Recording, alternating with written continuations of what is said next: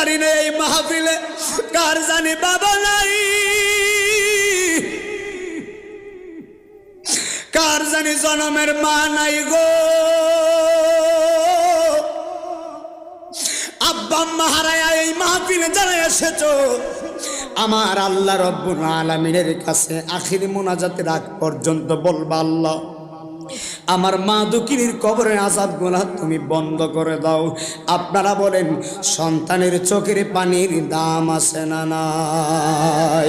বাবার আগে সন্তান মারা যেতে পারে, মার আগে মেয়ে মারা যেতে পারে। অনেক জানাজার মাঠে দেখা যায় বাবার কাঁধে সন্তানের লাশ।